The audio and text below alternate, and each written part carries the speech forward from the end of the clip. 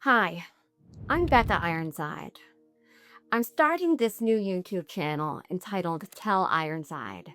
And the purpose behind it is to discuss all of the layers of issues that people have told me as a pelvic floor physical therapist. So, if you don't know anything about pelvic floor physical therapy, it is basically the study of the muscles that govern the saddle region of the body, which are urination, bowel movements, and sexual function. I began my journey in the pelvic floor world in 2015, so about 11 years ago.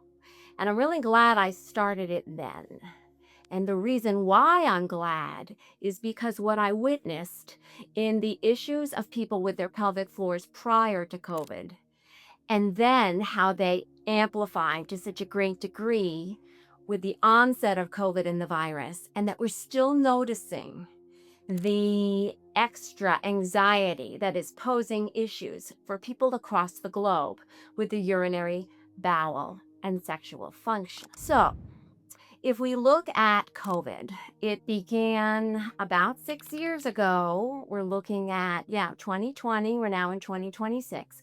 So, 6 years ago, a virus was unleashed throughout the globe, causing wide scale death, anxiety, illness, etc. Fast forward to now, we still had the lingering effects of the anxiety and the discord and the mayhem of COVID without so much the expression of the virus itself. So people are still acting as though they are at war. And what that does to the pelvic floor specifically is cause urinary issues, bowel dysfunction, and sexual dysfunction. So during a time of war and anxiety, people are not inclined to procreate. Their nervous systems won't allow for that. So what we're seeing since 2020 is a marked uptick in erectile dysfunction for men, dyspareunia, pain with sex with women, and basically generalized low libido for people across the board. But never before have we seen so many young people disengaged with themselves sexually. And that is the reason why I'm going to give you the information that was given to me from my patients. You can disseminate that as you wish. And then what we can do is try to build a better future for you and your pelvic floor so that you can understand exactly what COVID did to the world and what it did to your pelvic floor specifically. In order to better understand this, it's important to go back in history when we look at other plagues and pandemics. One of the biggest ones that impacted society as a whole was tuberculosis. Tuberculosis was a very, very challenging lung disorder, which impacted many, many people across the globe. In the early 1900s, it was such a dreaded disease to get because if you contracted tuberculosis, the treatment was often you had to be isolated and quarantined, and you went to a place called a sanatorium. The sanatorium was basically a place where you existed in one little apartment. People came to care for you. Hopefully, they didn't contract your tuberculosis. And the only treatment known for a really long time was sunshine and putting people outside. So they would take the ill person with tuberculosis, they'd go outside, cover them with blankets, take sunshine. Hopefully, that would do the trick. But in many, many cases, people died an early death because of tuberculosis. So what I have here are two postcards from the early 1900s of people who were living in sanatoriums. Okay, we've got one here from 1910.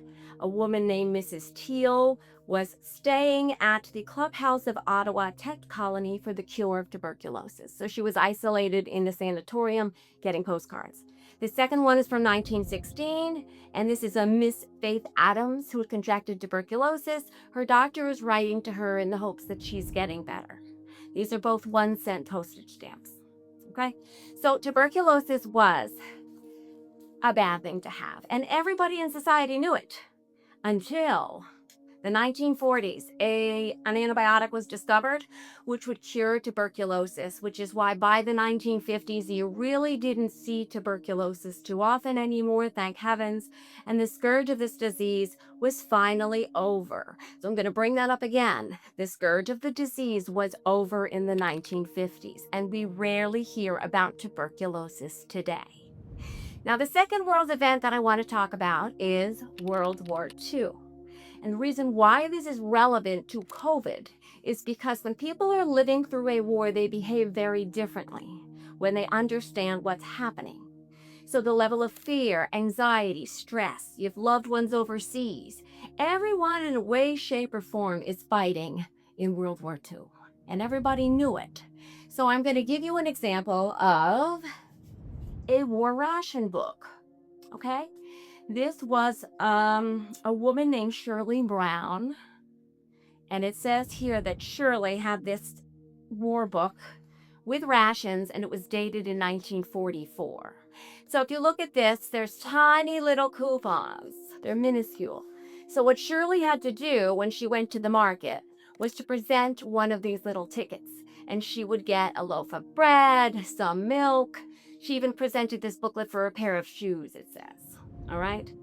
Now, the reason why this is relevant is because even though the United States was fighting the war overseas with the Allies, we still knew that war was going on in our country. So, if you look at this, we look at the level of sacrifice that the average person knew during World War II. They were not able to access the goods that they really, really needed. And so, the average person during World War II was well aware that they were living through a war and that it was impacting them in some way. Now we fast forward towards closer to the end of the war. This is where things get interesting. This is called a cachet envelope, and it's an envelope stamped with generic information. So these envelopes were used to alert the people in America as to what was going on in the war in Europe. This one is dated in April of 1945, and it says, Lieutenant General Patton makes German civilians view the atrocities of their supermaster race. This was alerting the general public that the concentration camp Buchenwald was released, that the prisoners of war, the Jewish people, were released from that place, and that we started to realize as the world that we were uniting, that we were pushing down evil, and that the war was coming to a close. It was only a couple months after this letter is dated that the war was finished. And when World War II was finished, there were parties and celebrations. There was something called Victory E-Day, and that was that famous picture where the sailor is kissing the woman, and everybody said, the war is over, let's rejoice. What did we have after that? A baby boom. It only makes sense. After war, people want to celebrate and they want to get laid. So we know this historically about tuberculosis, the beginning, middle, and end. We know this about World War II, the end. What happened after the end? A rebuild. Here's the unfortunate part about COVID. We started to experience the lockdown exactly 6 years ago, and what happened after that? The world continued to deal with COVID. So we isolated, we vaccinated, we do what was expected of us, only there was no delineation as to when the war was actually over. And this is where we're finding a heavy level of anxiety, of powerlessness for so many people as they trudge through this war of COVID. And there's no end in sight. And make no mistake about it, tuberculosis, World War II, COVID, they're all wars, and they all need to be seen as such. And again, when people are living through wars, it impacts their bodies and their psyches. So, what do you do next? The reason why I started this channel Tell Ironside is to, again, give you the information that's been given to me from all my patients of various levels of disability, age, dysfunction, etc. From young to old, men to women, everyone is experiencing different effects on their pelvic floors because of the long-lasting impact of COVID. Are we dealing with the virus? Not as much. Are we dealing with the aftermath? Yes. Are we in the thick of war? Yes. So I want to bring up a wonderful story, which is my last name's Ironside, which is a great last name. I'm very grateful for my ancestors. But there's a ship that is docked in Boston Harbor known as Old Ironside. So she was built and she served in a few wars. She was built very different than other ships before her. Special southern woods were used that was hardier than woods that had been used in ships before. So she was reinforced inside, all right? So it was such that she was named Old Ironsides because in the War of 1812, when the bullets hit the sides of the ship, they would bounce off of her. So she was made to withstand quite the beating. Now, where do we go when we know this information of we're living through this very, very challenging time and we want to do something for ourselves? We want to address our urinary patterns. We want to have better bowel movements. We don't want to be constipated. We don't want to have fecal incontinence. We want to have better sex. We want to have libido again. We want to have orgasms. The best way to address this is to basically fortify yourself with the things that you need to withstand a war, much like Old Ironsides was built.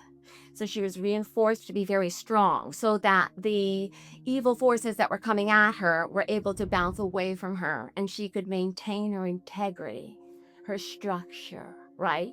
So not only do we need to build a ship for ourselves, but that ship actually has to go out to sea from time to time because we can't isolate ourselves and build this beautiful fortress and never leave because then we're not engaging in the world. So what is the solution? Old Ironsides herself, she goes out to sea in the Boston Harbor. That's what she does because she knows she serves as a very important symbol of strength and resilience. But she also has to journey into the world, which is what we humans have to do. We have to reinforce ourselves and keep on going, even though there is still a war. So, to wind things up, you are living through the war of COVID. We haven't hit the end yet. We don't know when the end is coming. You actually have to be empowered to save yourself, to build your own ship, to protect yourself, but not to the point where you're isolating yourself, because that ship has to go out to sea and you have to keep living, even though there is this pall of an old war of COVID hanging over you. So the goal is this: take this information, heal yourself, work on your urinary bowel, sexual patterns. We'll talk about that in future episodes. Do all of that. And again, it's called Tell Ironside because I'm telling you what people have told me. It's not Ask Ironside because I'm not the captain of your ship. You are the captain of your own ship and you can heal. Know that these are very turbulent waters and you can withstand them. You're the captain of your own ship.